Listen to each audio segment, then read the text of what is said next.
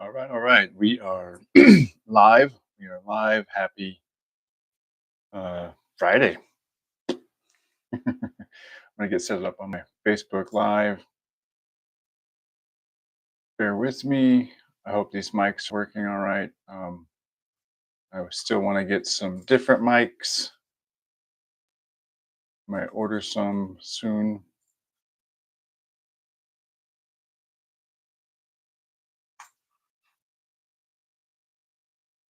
All right.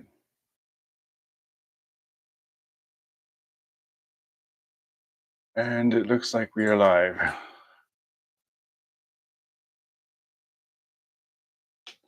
And we are live. All right. I'm live both on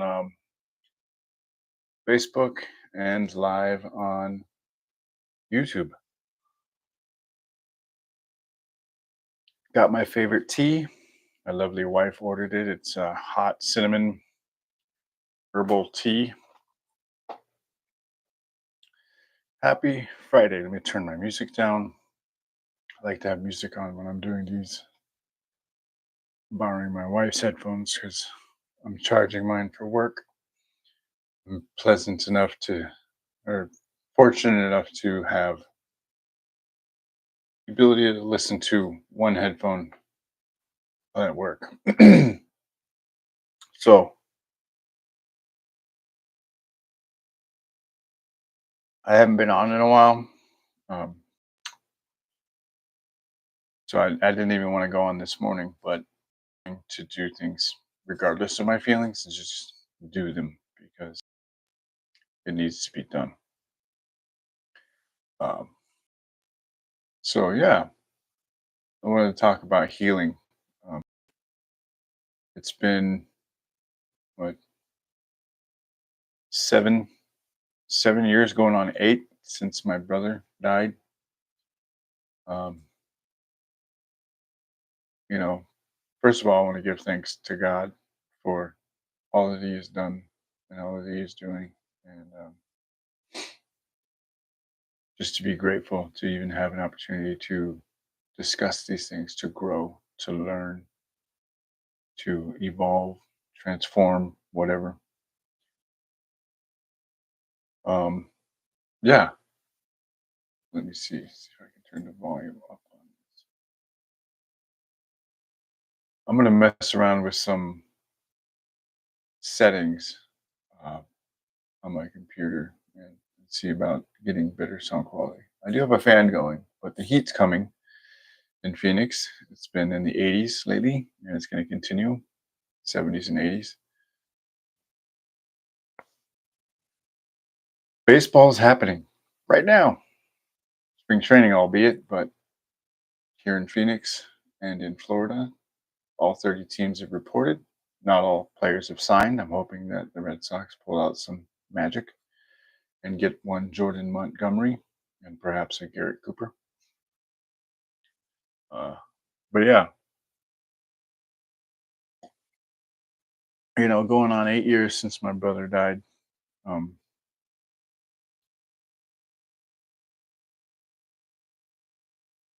I won't go into the details about it, but loss of life is never fun and never easy. And I remember feeling bad that, right before he had died, uh, I was in Seattle and I was planning my life with my son's mother. And he called me. And at that time in his life, he didn't have much of an ability to speak because he didn't have all of his tongue.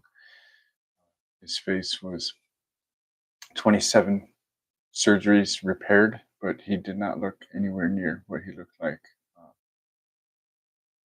my whole life knowing him. I never saw him face to face like this until his funeral. Um, but I was so focused on me that when he called me, and it had to have been something big because he actually called me. He didn't text. I was like, Wesley, I can't understand you. Can you please text me? What's going on? And I remember in my flesh, I was mad. Like, why are you calling me? This is not like, why are you calling me? But like, Why can't you text it to me?" But he must have been feeling something so strongly in his heart. Um, this was different than my mother's death. I had complete peace about my mother's death, and I had a greater insight of the Bible and everything. I had graduated from the Alaska Dream Center. I had started building a relationship with God through the Bible. But my brother's death was not. I didn't know the Bible then, and my life hadn't changed dramatically then, like it has now. So, with that said, two different experiences. So, I want to talk about healing and mourning. And yesterday driving to work, I was just, I don't listen to a whole lot of music anymore. I mean, I'm listening to music right now, but it's calming music in my head. It helps me focus. And, my brain is always going a million miles an hour. And so having soft music in my head helps me to be able to speak more fluidly, openly, candidly. Um, but yeah, so on the topic of healing, two different experiences with two different deaths because I was a different person for each. Um, and I remember I was telling my wife Rose this morning as you know, we spend time together in the morning. Before she goes to work, I work nights, so our morning time is kind of what we have. Um, and so I was discussing those two situations. I said, it's maybe the first time I've ever had to ask somebody who's dead to forgive me.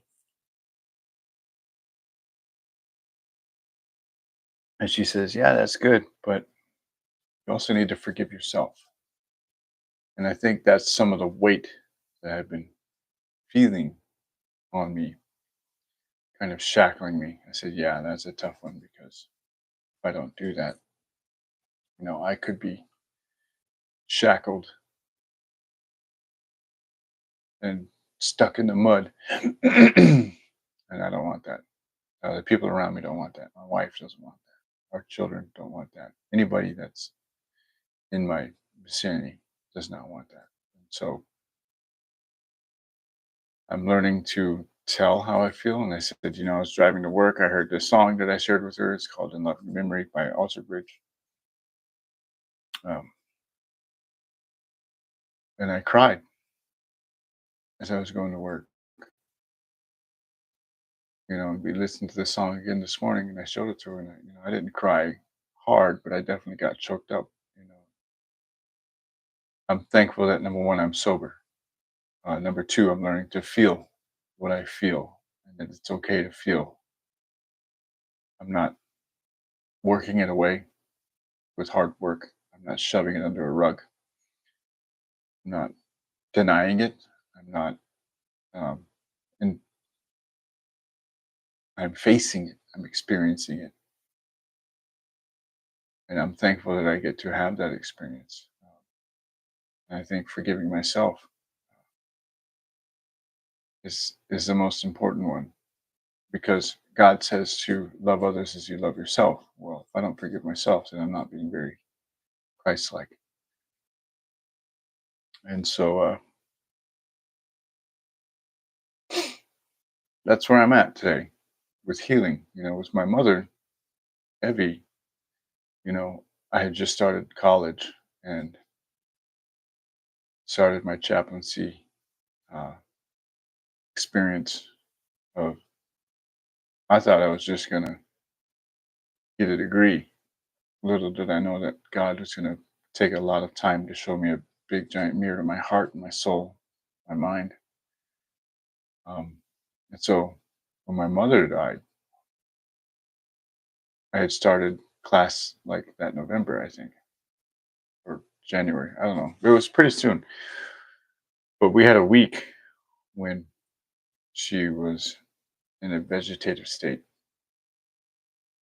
brain aneurysm, and I had peace. I had complete peace about it. My uncle called me and says it's getting serious, and you know, but I had this peace about it. And I trusted God, and I knew and almost immediately that this was a gift. That you know, as a chaplain, it wouldn't be the last time that I have to experience the loss of a parent with somebody. So I had to learn it personally myself. Um, I was calling her every day, praying for her, praying with her on the phone. She couldn't respond, but my aunt Jackie was like, when you call, she's mumbling and her body's trying to move. And I have no doubt in my mind that that's God. Same spirit in her is in me, is in her. So even the morning that I got the call, she's gone. I had complete peace about it, and I went to work. Um, and I told my family, this is when COVID had really just started happening. I think it was 2020. I want to be obedient to God. I remember reading the scriptures. Jesus, I'll follow you, but let me go bury my father, and then I'll come follow you. He said, no, let the spiritually dead bury the spiritually dead. Come follow me. And I remember reading the book of Acts and how much of it was led completely by the Holy Spirit. Um, they were told where to go, where not to go. They relied on it completely to do everything that they did in the book of Acts. And so, you know, this post this morning is about healing, but I really think it's about mourning.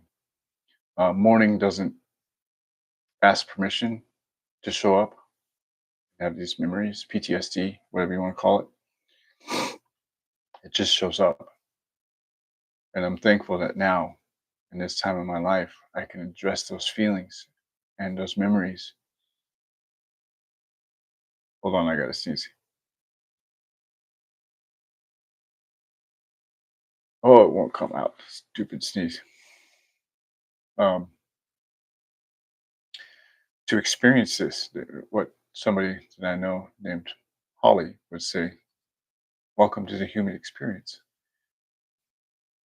It's a wonderful thing when you're a human, and she was the first person to really kind of remind me that I am a human. And it felt like such a relief to hear that. She's a clinical psychologist, and she never put me on her chair. And after all these years, I said, how come you never put me on your chair? And she said, God told me not to do that with you. He just told me to love you. And I've never met this woman. And I call her mom because I've known her we met at the end of the 2012 Red Sox meltdown. And, that was a pretty turbulent time in Red Sox Nation on the Facebook group. And, you know, she watched me go through that huge transition point, 2012, 2013. My life really started to ramp up a lot then.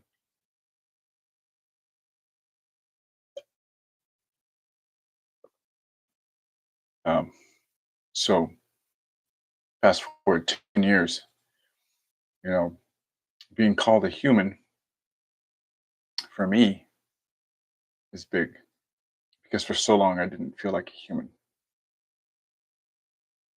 I didn't act like a human. And so to have that, it just meant so much to me. And I have all this biblical knowledge, but biblical knowledge is one thing. Atheists can have biblical knowledge, but it's the knowledge of God and Jesus Christ and Holy Spirit and the belief in those things that transform us. And so at 30 some years old, late 30s, to be told that I'm a human, welcome to the human experience. That tells me that these are things that I should have experienced a long time ago, but I prevented myself from doing it. But it was nonetheless needed. But I believe that God's timeline is perfect and everything happens for a reason. So when the world was focusing on the global shutdown and the meltdown of the pandemic and businesses going under, you know, I was going to college to learn about me, to learn about God, and to learn about people and family. And I'm thankful for it. Have I been perfect since then? No. Has anybody else? No, not at all. There's only one perfect human being. His name is Jesus Christ. And because we're imperfect, we have a need for him eternally. And so, what can I do? Be thankful, be grateful, learn, grow, transform, evolve, gain wisdom, apply it, live, and then help others. Uh, right now, this is a forum that I feel like I can help others. I'm very comfortable with technology.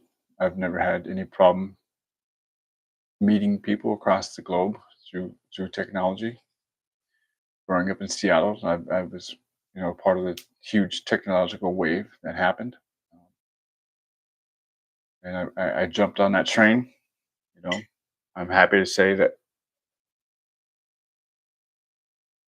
the components that it costs to build my computer were a cost, but over the years, I went from Windows using operating system to Chromebook because they're cheap and free software to now running Linux, which is absolutely free. Like Android. Android is free and open software. Linux is basically and Android is based on Linux.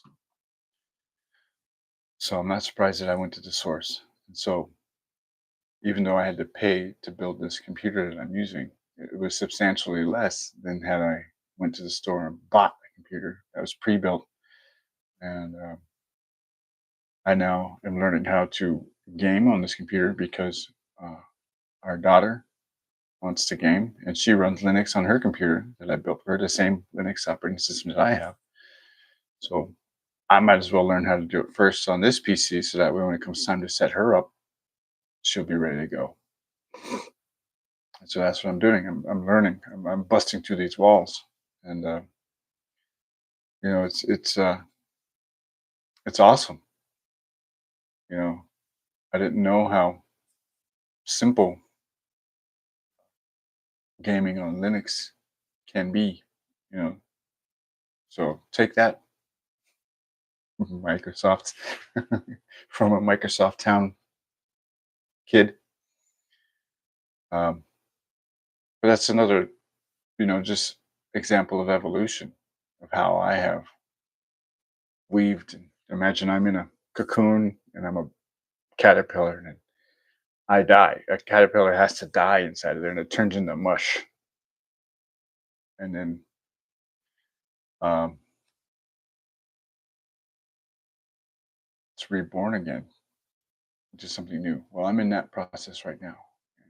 Even though I've had these deep feelings in the past 2 days for my brother who's gone. I experienced them, I shared them. Somebody that I care deeply about, and I'm sharing that with you guys. Um, so I'm learning to forgive myself. I'm going to do it again and again and again because God forgives me again and again and again. And where did the music go? Oh, it's going to be Hans Zimmer. Okay. So if God is relentless in forgiving me, then I should be relentless in forgiving me. It should be relentless in forgiving others and sharing the power of forgiveness. I'm not wearing my forgiveness hat. I'm wearing my faith hat today. I don't know. I just do. So that journey happening recently, I'm grateful that I get to share this with my family, and I also get to share this with you. I don't know who this is going to help, but I know I'm not the only one that's gone through this, and I know it's not the last time. So I am thankful and grateful that I get this opportunity, and I'm going to keep on doing it, even when I don't feel like getting online. just going to keep on doing it. And I have to. I'm evolving. Um, it's Friday. What a beautiful day. Uh, so, yeah, morning doesn't ask permission to just show up, it just does. But I give myself permission to feel those feelings, experience them, grow, learn, gain wisdom, and repeat.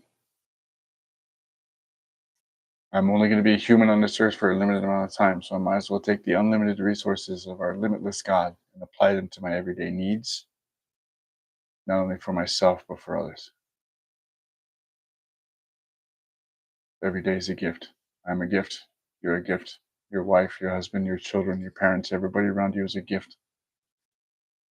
It's not what we do that makes it a gift, it's who we're from. I love you all. Until next time, go Red Sox.